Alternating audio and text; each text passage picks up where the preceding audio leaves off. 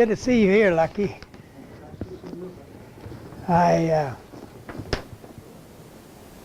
have been in Broomfield. I worked in the Calvary Church out here for a number of years as pastor for seniors, and I was on Channel 8 there once in a while. People at church would say, I saw you on TV last week, and I'd never figure out what in the world, but it was quite a ways after I'd taken that picture. So I was on TV in this area for quite a while, at times on Channel 8, I understand. But it's a delight to be here. I joined the Marine Corps at 17 years of age. I was graduated from high school and jumped on a train out in western Kansas and came to Denver to the recruiting station and enlisted in the Marine Corps. And then I went back to Kansas and worked through the harvest field on the summer. And in September, about the 23rd, I got my notice to appear and caught a train out to Pueblo and then back to where the train makes its, that name of that town slipped me, but where the train makes the division on down to Raton. And the government was real generous to me. They gave me a Pullman car, and so I was able to ride out in class. I'd never even ridden on a train before till all that's gone, so I had quite a time when we'd stop at a place and take off. Why would you kind of shake you back and forth, you know, the train reverses back and she's kind of sliding up and down that bed, but it was a delightful trip out there. And I'd never hardly been out of the state of Kansas but one time, and that was to Denver, to my sister's wedding here. We lived on a farm out in western Kansas in a ranch. I was a real cowboy in those days. You see our family picture, looks more like a company than it does a family. But it was a real fun time to grow up on a ranch and farm with that many kids in your family, that many brothers and sisters. It was kind of a blended family. My father's wife died with the flu back in World War I, and they had 5 children. My mother's husband was killed, and they had 1 boy. Then they got married, and they had 7. So people ask me, I say I came from a large family. They say, how large? I said, well, there's 4 girls, and each girl had 9 brothers. And they'll look and went, 36? And I said, no, you'll have to figure better than that. But they all had the same brothers. And so we did have a great time growing up. We were real cowboys in those days. We broke horses for the neighbors all around us, and my brother and I, he just passed away last week.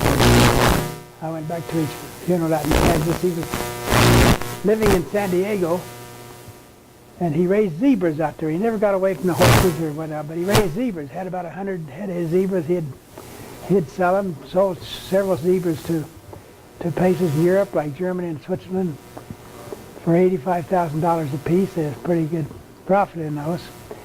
But they would train these zebras, and that's marvelous what they could do to the zebras. One day we was walking by a zebra pen with him, and he said, watch this. And he says, there's the little zebras on the far side of the pen, and about 100 zebras in between him and where we were walking. And he said, come give me a kiss, Susie. And that old zebra found its way through the herd and smooched him on the cheek over there. But we were joined at the hip, kind of, because we were about the same size, and going to do our chores, we milked 24 cows every morning and every night. Cows don't stay milked, you know. You milk them in the morning, you have to milk them again at night. And so we would go out to milk, and we were just the same size as kids growing up. He was a little stronger than I was, and he was older than me, but I was a little faster than him, so he never could pin me down, and I never could pin him down. So we would wrestle some nights for hours while we went out to milk those cows. And we were kind of nicknamed as sunrise and midnight and sunrise, because we were always doing chores with the lantern since we'd wrestled so long trying to get. So it was a neat family to grow up with, and a great experience in my life. I joined at 17 and had only seen a traffic light once in my life. And that was, I came to Denver a little bit earlier to see my sister's wedding, and then when I came out to enlist in the Marine Corps. So I was a real naive kid going out there, and everything was fabulous. I just wanted to see everything.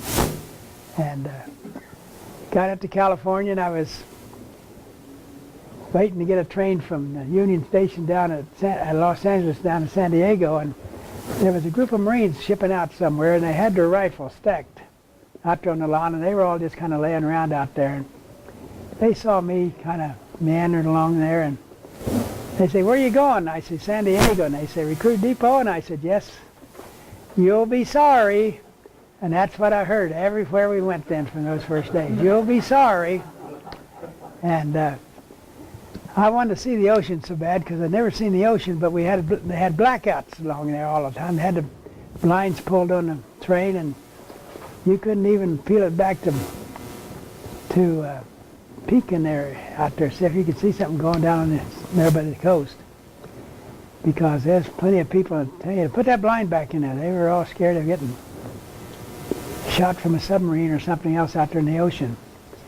Got down to San Diego, and we got to the Union Station, and in those days there was kind of a tunnel all the way from Union Station all the way out to the Marine base. And it had netting over the top and camouflage netting and everything, and little buildings up there on the top of that netting. It looked like we were just going through a tunnel. We got out to the Marine Corps base, and it was about midnight time we got there. And the guy said, "Well, welcome guys. Any of you want to see the head? It's right over there." I didn't know what the head was. And I thought, well, it must be the big shot in the Marine Corps here. And I saw everybody into the head. I thought, I better go check that out, and found out it was the toilet. You old Navy guys know what that is.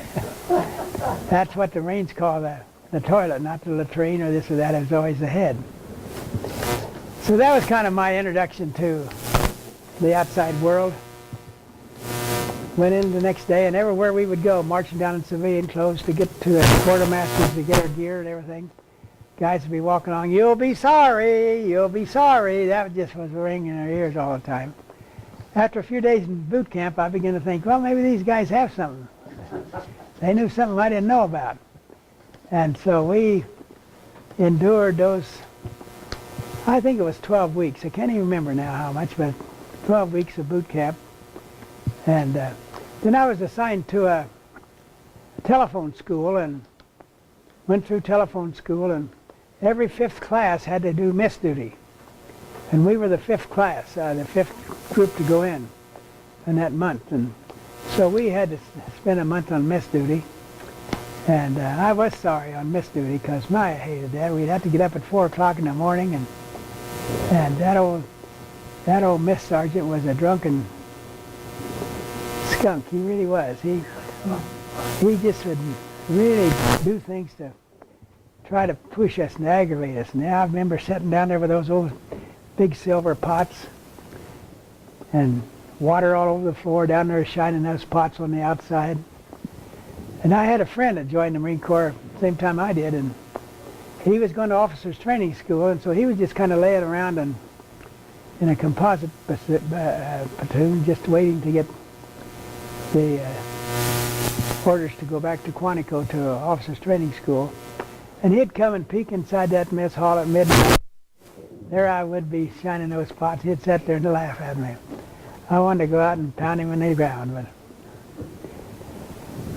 the old miss sergeant wanted to know if anybody could iron shirts. And I'd iron my shirts when I was going to high school, and so I know how to iron shirts. So I volunteered to iron shirts, and so I ironed that old guy's shirt, and so I didn't have to get up as early as the rest of them. And so I went through the rest of that month in miss duty as ironing shirts. We graduated from telephone school, and we were assigned to Camp Pendleton. They were just forming the 5th Marine Division.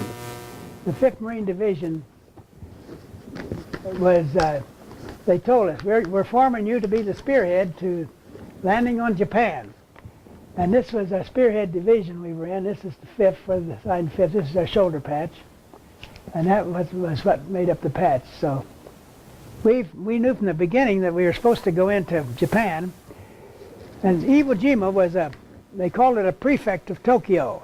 It's kind of like a county outside of Tokyo. It was a forward protection place for Tokyo, but it was under the Tokyo government. So when we landed on Iwo Jima, that was the first time that an American flag had flown over, or a foreign flag had flown over Japan since the 12th century. And this was a really took the salt out of those guys when that flag went up on Mount Suribachi that morning. And so we did land. We were the spearhead to actually land on Japanese territory at first. I was in the second wave, and we got up about 3 o'clock in the morning, and they had a Christmas dinner menu. Turkey and dressing and pumpkin pie and mashed potatoes and gravy, all that for breakfast at 3 o'clock in the morning. And they had been firing for weeks on Iwo Jima, several weeks prior to our landing. In fact, at that time, till Okinawa came along, that was the most heavily pounded piece of real estate in the world, because the Navy battleships had been firing on that thing since the prior July in a pretty regular fashion, and then the bombers would come over and bombed it steadily since the prior July, and we were at February the 14th, so all that time up. So it was just pounded into, and I realize now I forgot to bring one thing. I have a little pot of the soil that I picked up and brought back, and it was just ashes, what it was. The beaches was black, everything was black. There wasn't one living thing that we could see on Iwo Jima, because we never saw any Japanese when we landed there. They were all in caves. And so we loaded in the boat about 6 o'clock. After breakfast, we went out on the deck and just watched them pounding on that island. You could see the whole silhouette of the island from those battleships that go off. And if you've never seen a battleship shooting out a broadside, you missed the sight. It's one of the most awesome sights I'd ever seen. That whole battleship was just kind of enveloped in flames. It looked like the whole thing was on fire. We actually have a little bit. Oh, you got some. Good. Well, from another Marine who donated. Okay, yeah. Here's what it looked like. On the beach, it was a little finer than this. This is what the whole island looked like. Just pass it around. You just pass that around. And so when we landed, I was the old captain said, "Well, guys, it's time for us to go over the side." Don, Oh, okay, good. pointer, Don, right there, there's a pointer right Yeah. there. So I landed on what was Green Beach. More right down in here is actually where we landed, because it's right here. Churibachi was right there, and they were just up there shooting down on us like a turkey shoot. And they would fire artillery, and then they'd roll them back in the cave, and so it was really difficult to get to them. But they just sat there, and there was a stream of tracer bullets just coming down off that mountain, just like ribbons coming down off of there. And so we landed right here. This is our division right here, 5th Division, but it was really a little bit further down where we landed. And that beach kind of curved up like this. And these terraces there, we got a picture of some of those terraces come along as we go through this, I think. Here are these terraces. They were about 15 feet high on up here a little ways, and they had made them to kind of stop tanks and others and delay us from going over the top. And we went over the side and into this little LCVP landing craft. And we were pulling one of these kind of carts right here. Out here on the beach, out on up here beyond where the water would hit. Why, that thing would sink in clear of the axles. And we'd try to pull it up this terrace. And it was a little higher on over down here a little ways than it is right here. But we had a box on this machine gun cart, and in that box was batteries, radios, telephones, and wire. So the thing was heavy, and it just sank clear to the axle. It was about 17, 18-inch wheels, like an old Model A Ford or something would have. And they would just clear down the axle with it in that soft sand. You'd sink in as you go up this terrace. You would sink in and take one step and slide back two, and take another one and slide back two again. So, and all the time there was mortars and shells and flying down here, and so we were going to this top. I was on a rope tied to this corner, so I was out here about like this, and two guys were on the tongue like here, and two guys behind pushing on this cart with a box on it, and another guy was on a rope back on this corner. So as I got to the top of this ridge, I didn't know what was over there. I thought, well, I'll step up there and see what I'm facing and look for a hole to jump into. And just as I got up there, a mortar went off 5 feet in front of me and knocked me down. I had a traumatic brain injury and shrapnel in this part of my leg. And I was knocked out for a little while, and I started to get up when I came to, and my old captain got up there by that time, and he said, "Whip, you've been hit." I fell down. He said, "Let me help you in this shell hole, and I'll get some corpsmen and get you out of here." And I said, "I don't want to get out of here, Captain. You know, the whole idea that some of the greatest bond among men are those who have been in combat together. And you just didn't want to leave. It wasn't any idea of bravery or anything else that you wanted to stay, or wasn't even patriotic. It was just a matter you didn't want to lose your guys." And so anyway, he soon got he got me down this old battleship shell hole, about 20 feet deep and about 100 foot in width. Pretty sick, the corpsman came, and there's another guy in my outfit got hit about that time in the back somewhere or other. He didn't have any breaking of the skin particularly, but he got I think it was probably more of a rock, maybe hit him from the blast. And I was passing in and out all that time. I would be in and then I'd be clear out. Got me down to the aid station, and I just remember the aid station, that's all. They just triaged me and sent me onto the beach to be shipped out, because they had guys that were more badly wounded than I was. Got down there, and the next thing I remember on the beach, and this was at 9 o'clock in the morning, beautiful choreographed landing. I was just awed at that. We were out here in the middle of the ocean, on back out here off of the coast, and those old battleships was just pounding in there, and it wasn't just a boom, boom, boom. It was just a solid roll of noise of those explosions. And this island looked like it was on fire. It was sulfur. You know what sulfur smells like? In fact, Iwo means sulfur, and Jima means island in Japanese. And they were pounding that thing, and that sulfur gases were coming up, and the cool air blowing off of the ocean, because it was cold that morning, and we had about 10-foot swells or so, and then on top of that we had 5 or 6 waves. And so that boat, when we got on there to land, it would go down about 15 feet. And so as we were going down that rope ladder, that net, you had to kind of keep one eye on up above you, like somebody didn't step on your hands, and the other one down here today at the boat, to sit you could catch the rhythm of the boat, so you didn't take a step off it when it was going down, because it'd be a long step. And so we got down there, and we had roughly 100 pounds, between 75 and 100 pounds, with radios and telephones and stuff hanging on to us with our packs and other things. And we got on this boat, and when we all got loaded, we pulled away from the ship and went out into the sea of ways and got in a circle, rendezvousing, waiting for all the boats to be full, to be filled up. And we were out there, and I had that big breakfast on my stomach. And wobbling around out there, I just heaved over the side, and then I felt neat. I felt really sick in my stomach, and I said, I don't want to land with this sick feeling, but that relieved me good. So we rendezvoused out there for a little while, and then as we started for the shore, all the time while the battleships were just shelling in there, and cruisers and all the way, and after we got pretty close to the shore, there's another picture of Iwo we have here.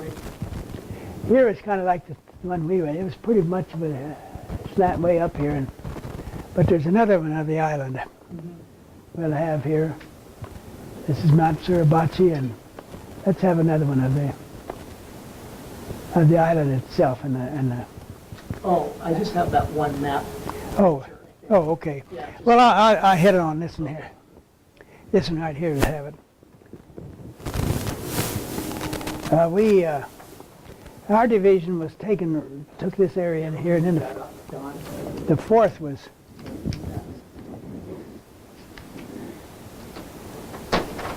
There's the 3rd, 4th, and 5th divisions that landed on. There was an all-marine campaign. So as we got into the ocean here, and onto the island, I just got up about in here somewhere, would probably be something like that.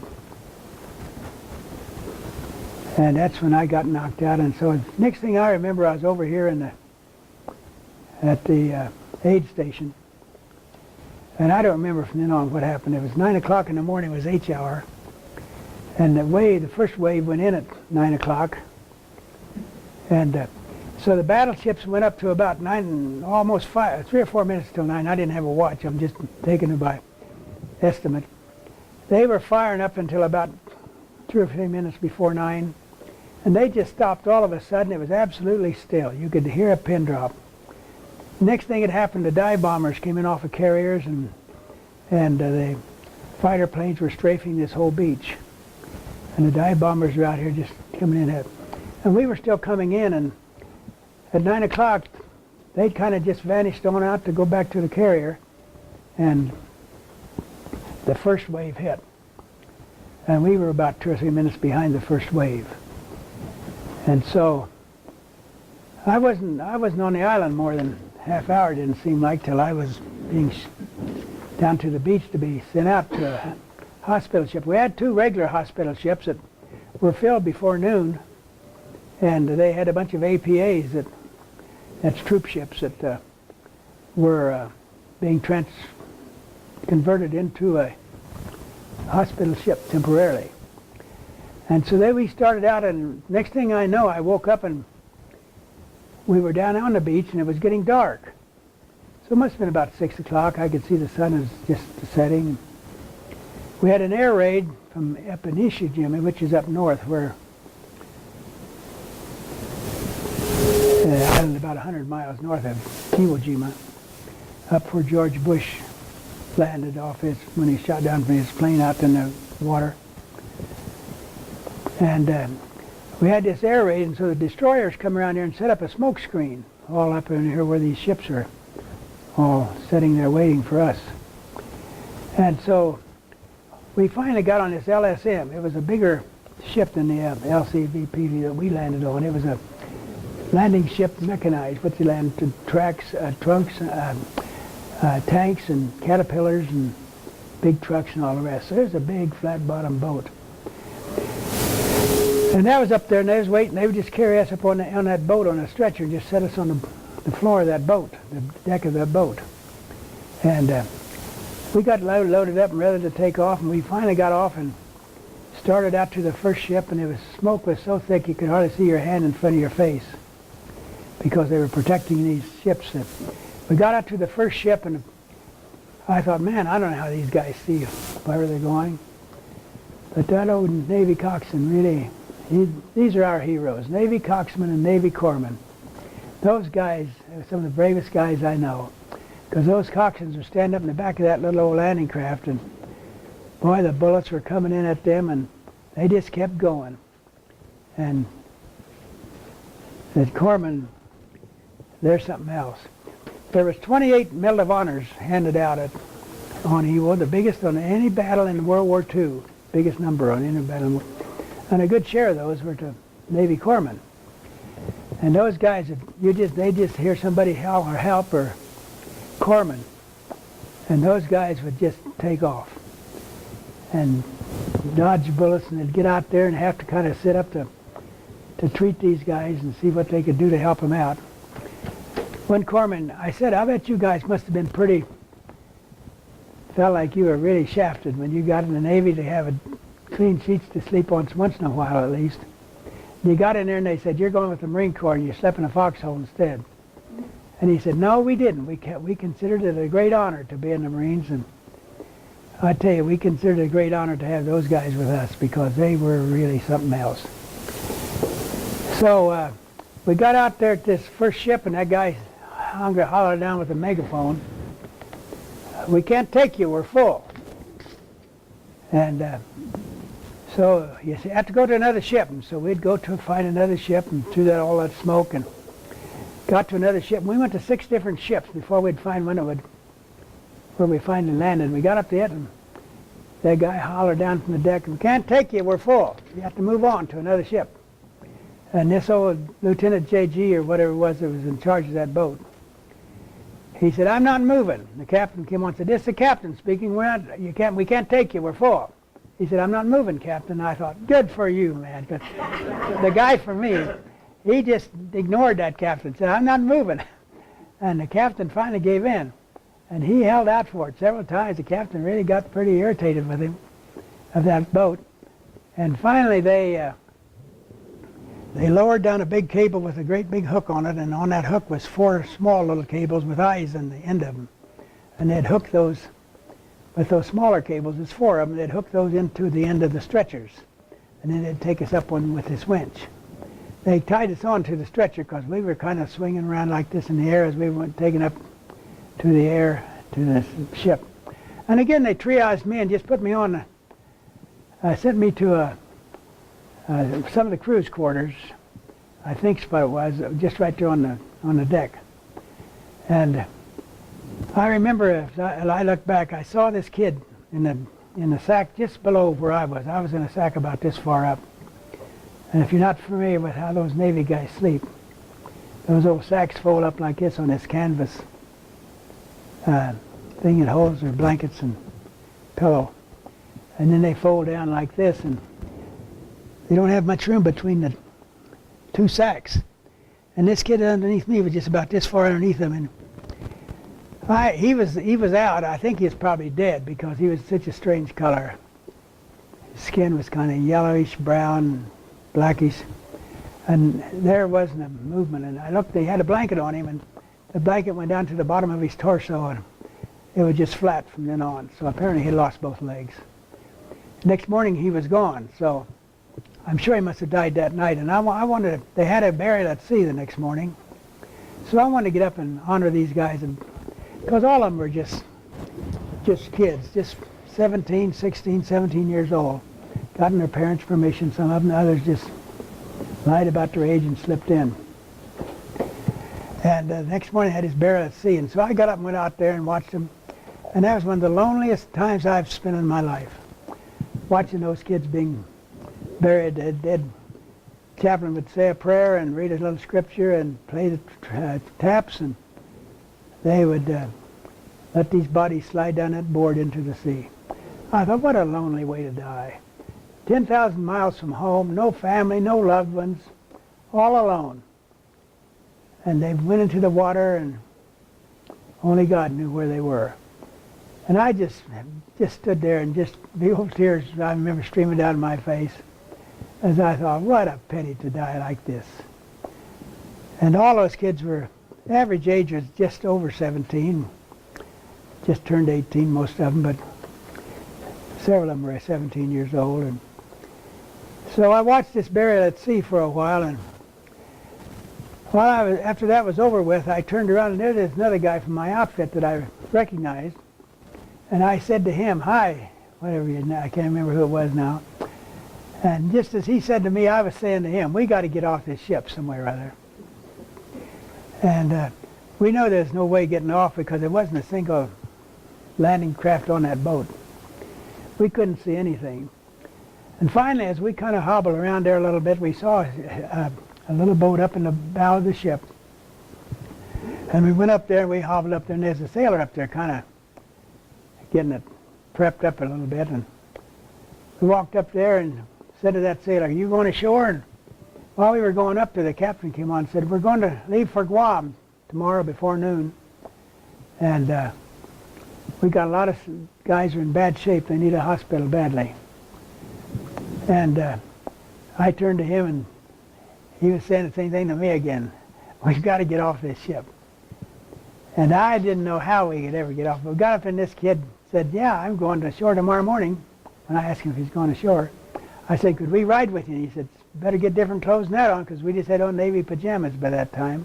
But as we were going up there, we passed by a pile of gear of everything you needed. Helmets, they call it the dead man's pile, stuff they'd taken off the dead guys, and rifles, carbines, M1 rifles and M1 carbines, canteens, mess gear, helmets, everything we needed was in that pile. So we outfitted ourselves and went on back to our sacks. The next morning we were out there bright and early, and this kid helped us into the boat because we couldn't get in. I had a stiff leg and it wouldn't even move. And when I was getting ready to get off, I said, Captain, I don't want to get off. He said, yeah, I want you off because you would just put other guys at risk because they'd want to help you and you'd put yourself at risk, and I think I want you off of here. And I was only afraid of one thing. I wasn't afraid of anything. And I remember, what's that old captain going to say? Because I had admired this captain so much. He was such a godly man. And I'd gone to church all my life. But intellectually I'd known about why Christ had come into the world and being crucified on the cross and all the rest, rose from the dead. I just had a religion. I didn't have any kind of a relationship. Christ wasn't real to me. And as a high school kid, I knew I was just longing to be able to know something about how Christ could be real to me. But I never found out, and so I was interested in going to anything that would give me some idea that this was it. So I keep my date state here. My brain kind of scatters around all over here sometimes.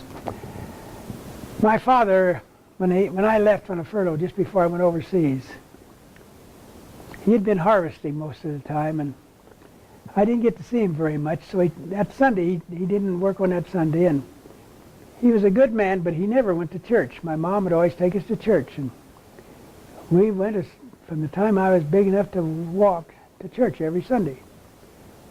But somehow or other, I missed the boat in this church, or they never did. What I understood they were saying to me is that you just good enough and make enough points with God, you'd go to heaven. If you didn't, you were in tough shape. And I tried. I really tried, but I would blow it, and I thought, I wonder if I've lost too many points whether or not to satisfy God. And I lived in fear and in misery, but I didn't know what to do otherwise. So I was really looking for some answers, and my father was later, he took me to the train depot, and he got onto the train with me, and it's kind of an awkward conversation, but he was standing there, and he had taken my suitcase from me and put it up on the rack. And I thought I was really a big shot, at that time, 17-year-old Marine. My dad, we were trying to talk a little bit. It was kind of just about dumb things, just chatter. Finally, he had big old tears running down his cheeks, and I realized since what a terrific thing it is for a parent to send their kids off to war. And finally, my dad had those old tears coming down, and he reached down and put his arm around me. He said, well, I'm going to tell you goodbye, son. We may never see each other again. He thought it would be me, probably. And never see each other again, so I'm going to tell you goodbye. And he reached down and hugged me and kissed me right on the lips, just like I was when I was a little boy. And I tell you, that meant so much to me in later years. But while I was over in Hawaii, we had shipped to Hawaii, and my mom didn't have any idea where we were at. And they were coming home from my grandfather's place, my dad's parents' place. He had been helping them down there in harvest, and getting their stuffs all in for winter and everything. And he had tire rationing on, and this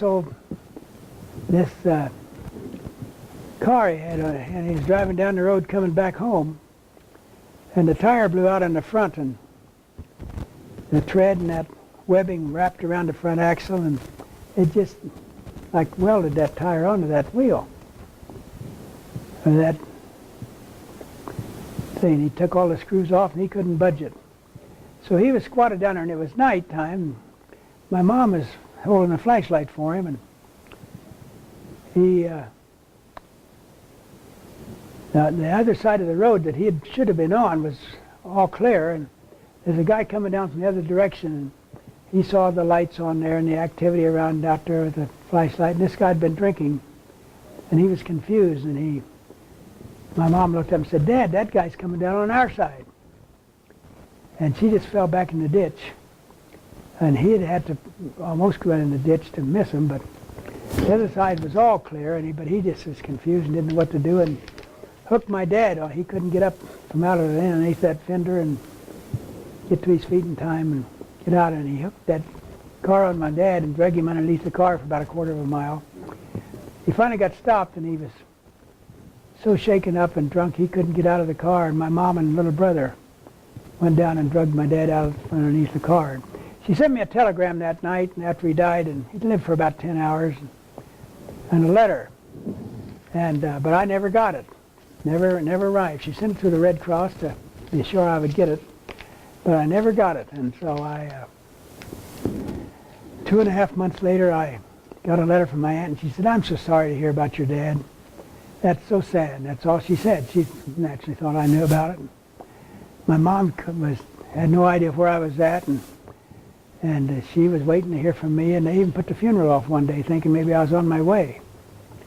But I never made it out there, because I didn't know about it. And so the whole platoon was lined up in Hawaii at Camp Tarawa, where we were at in that camp up on the big island of Hawaii.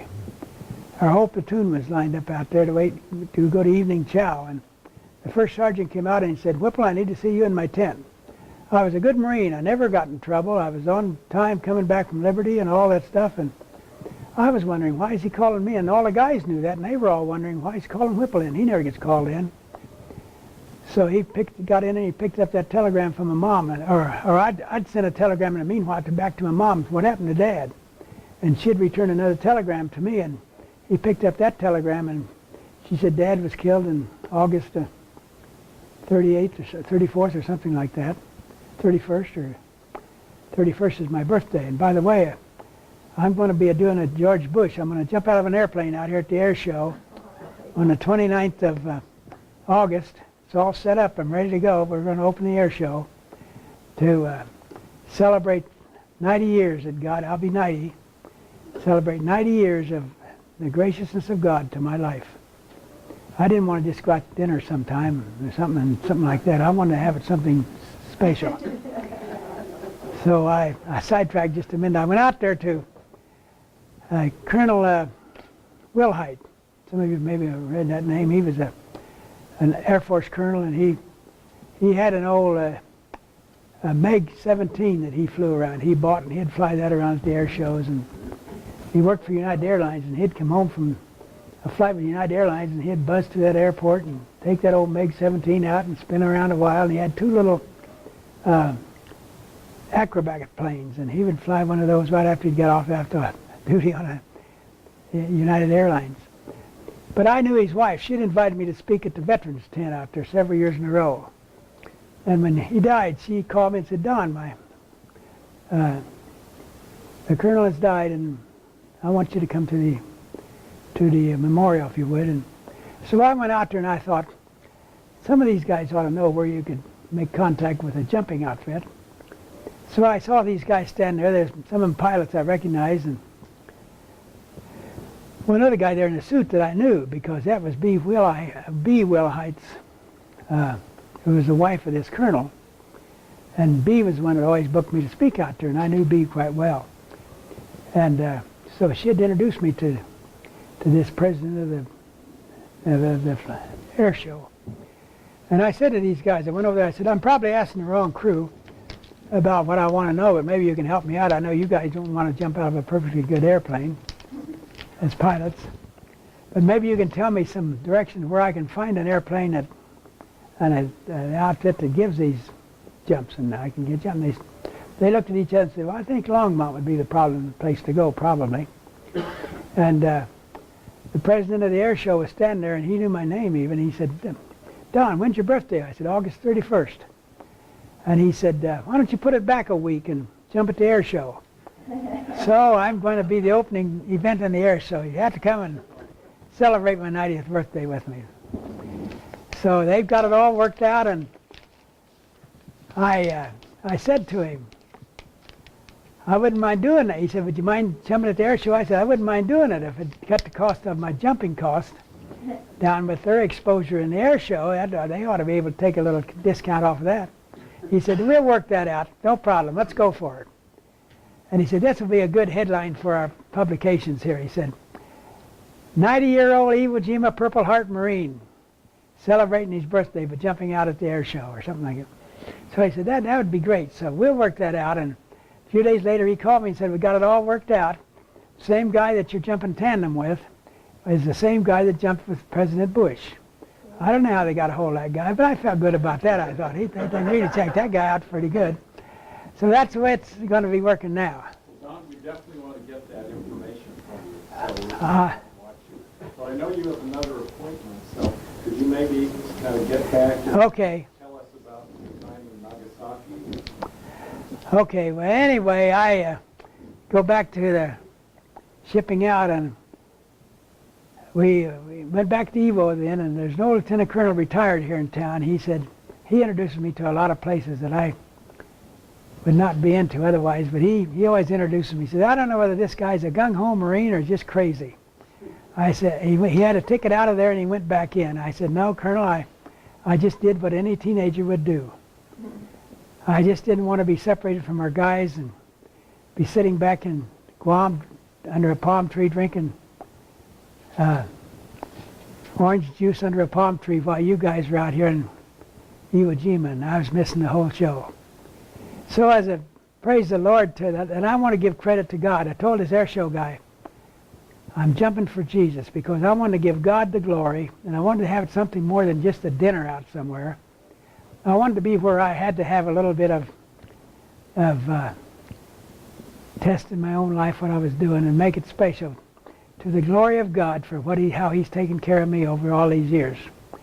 So we later went out as missionaries to Southeast Asia after the war, and with the Vietnam guys, I was out there during Vietnam days and got up there and got to see some music and all that stuff. So anyway, I got back on the island and I was able to walk off of there 36 days later, much to the praise of the Lord that I was able to do that. So I know he thought I was crazy and other people thought so too, but all you guys know what it's like. If you were, I hated it. You carried off that island and all those guys would be there when we'd trained for that. And so we went back to Iwo Jima, back to Hawaii to have replacements because we were just, some of our regiments and had 200% casualties. As we'd get replacements in, they'd get knocked off, and so we were just really wiped out. We were supposed to have been in floating reserve for Okinawa, but we just didn't have the men to do that. So we went back to Hawaii and we were training again. There's a guy in our book. He joined us in this issue here. He joined us and on Hawaii as a replacement, and he got with the 28th Combat Team, which is the ones that put the flag up Mount Suribachi. And he said, I got over there with those guys and I heard them talking about Iwo, and I just wanted to have been there so bad I just made myself there. And he lied himself into the whole thing. Was interviewed for this book, went on the radio for interviews. We went back to Iwo Jima a few years ago, and Greatest Generation Foundation sent us back over there. Had no charge to us, and we visited the island, and he was the first one off the plane. He was down on his knees kissing the ground and all the rest, and he would talk on the radio and interviewed and all. He wanted to be interviewed for this book, so this girl that wrote the book was a lady Marine, and she was interviewing me, and then after I got done, he was sitting beside me. He said, now come on, Whipple, let a real Marine tell what it was like. Here the guy hadn't even been there. He hadn't told the truth to his wife, his kids, his family. He just put himself in there as a flamethrower. So we had to republish the book again, and the book, it's on, oh, you were mentioning the wire service, what was it? Amazon. Amazon, you can get it through Amazon, and Amazon put a statement in there that this guy was a fraud, and they was republishing the book. So the girl had to rewrite and took his name out of everything in the book and his picture off and everything, and published the book the second time. Then we were sent to, when the war was over, we were loaded to go to Japan to invade, supposed to be with Operation Olympia, MacArthur's 10th Army, and we were supposed to be the spearhead for the whole Marine group was supposed to be the spearhead for MacArthur's 10th Army. And we was in LSTs, and we got over there to Sasebo. We was the high seas when they signed the armistice and all that. And so we went into Sasebo on Kyushu, and that's right here. You can see it. Well, okay. We went in up here. This is Kyushu down in here. And I was at Sasebo for a few days, and we were destroying equipment buried in caves up in the hills, and we'd take that equipment down into the streets at night and burn it. There was cameras, and there were early ideas of radar that they were trying to develop. And we had all that kind of stuff, cameras of all kinds, and telephones and radios. We would take that down here in Nagasaki and Sasebo, right down here on the bottom part of Kyushu, and burn it. And we'd be out there, we'd sit on the curb and burn it at night there so we could see what was happening. And there were houses all along the street otherwise. When the Japanese surrendered, they really surrendered lock, stock, and barrel. You could walk down any place in Sasebo all by yourself and not have to have any fear at all, because those guys just would bow to us, and it was a complete surrender. But first the little kids would come out of their houses there, and we'd give them chewing gum and candy, and pretty quickly we had those little kids on our lap, and we were all kind of lonesome to hug a little kid. And we'd had those little kids on our lap, and pretty quick the mothers would come out to see what was happening with their kids. And they would sit down on the other curb, and we started singing folk songs out there, and soon the Japanese started singing folk songs on the other side. Pretty quick they were teaching us folk songs, and we were holding their kids, and finally the men came out at the last. And it was amazing that just a few days before we were bitter enemies, and now we were sitting there singing songs across the streets with each other. So I was just in the very epicenter of Nagasaki. I think we got some films of that. And I think this is more probably at Sasebo better than Nagasaki. We got another one up there if we get in a minute here. This is some of the stuff that's just flattened out. Nagasaki was kind of like a star. There were mountains dividing Nagasaki, and the city was all in the valleys of the star. And so they would, and the epicenter of the thing was where we were, and so we had a little Piper Cub that was stationed right on the flat part of this. Yeah, this picture, by the way, it's split. The top half is before the bomb, and the bottom half is after the bomb. And this is just like this carpet. All along here, just with that sand and glass and all of that stuff belted out. And one thing I remember was the Mitsubishi shipbuilding plant was right over here by the ocean, where the ocean came in. Just the framework, and just like a big giant had just taken that and twisted it up with it. And that's all. The rest of it is just wide open spaces, and this is on back into some of the recesses of the star. We were billeted in a former kamikaze base, and before it was a kamikaze base, it was a leprosarium where they treated lepers, and I was always more afraid. I was in communications, so I had to crawl around up in the rafters, stringing wire and all that stuff, and I was more afraid of getting leprosy than I was anything about radiation because they never told us a word about it. And we would walk around out there in that little airplane. We'd have to stand guard duty in that little airplane. We'd walk around that thing and that stuff in that airplane would fire up and that dust would just go all over you. And so I have some results of that. I have my feet. In fact, I just got a treatment of where they put the pins in your feet, or in acupuncture.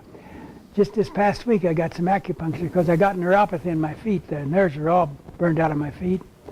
I got some inward damage in my colon and stomach and liver and my throat.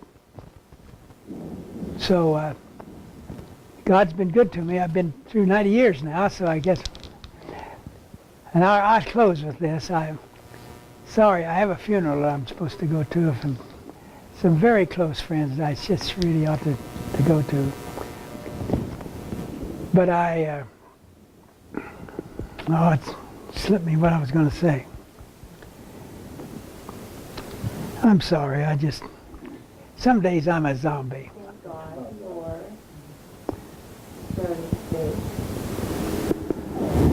Yeah, I can't pull it out. And I have a pretty severe case of PTSD and some traumatic brain injury. And some days I'm more of a zombie than anything else, but normally I'm pretty sane off and on, but I go to a PTSD group meeting every Monday morning, and I find that psychiatrists are good at diagnosing problems, but they don't do much to help you with them. So anyway, I just had to blank that one out for right now. So thanks, guys. Any questions? So when did you become aware that the radiation was a problem? When did they finally let you know that? Well, my PTSD was only about a couple of 3 years ago. We have a friend, Lucky knows him, Jim. Jim Blaine, that's it. Jim Blaine has had a bad case of PTSD, and even after the war, he knew something was wrong, and he went and they just told him, the VA just said it's just a shell shock, and you'll get over it. And he had some bad cases. In fact, he even tried to commit suicide once. He got to the hospital. His wife got him there enough to save him. And he kept telling me, Don, you got the same thing I've got. And I said, no, I don't, Jim. I didn't want the stigma of it. And secondly, I just didn't think I had it. But he finally, we went back to Iwo Jima, and he said, after being at Iwo Jima with you for a little while, I know that you've got what I've got. And he came to me one day and said, I made an appointment with I just didn't trust the VA. First of all, I thought, well, these guys, they're a bunch of bureaucrats and could care less for you. But I went down to the VA back in 1951 and had shrapnel taken out of my leg. But that's the only contact I'd ever had with the VA. And he kept at me, and I went, and he got me lined up, and I was able to get some disability that's been very helpful to me. And so that's when I got in touch with the VA, and my doctor sent me to a throat specialist, and my voice dropped way off. And he thought it was cancer in my throat, my larynx, down in that area. So he looked all around with the camera down in there, and he said, I don't see any cancer, but your voice box is the strangest color of anything I've ever known. He said, never seen anything like that. And I said, could radiation have been that? He said, that's what I was thinking. It probably would have been radiation. So the VA never did. It was just like the Agent Orange thing for a long time. They never did want to acknowledge it and say, well, we don't know if that was really what it was or not. But some doctors were convinced that was what it was. But they've been very good to me. I've been very blessed with the VA. They've been very good to me. So, Maybe one last question. any questions? So thank you very much for that. Hey man, thank you. I'm sorry not to be more clearly here. Museum Challenge coins for his wonderful presentation. Thank you, Thank buddy. you, Don. That's nice. Thank you very much. Thank you. Appreciate it. Okay, thank you guys. You've been a God bless you, Don. Thank you. great Don. audience. Thank you. Lord bless you guys Take real one good. of these too.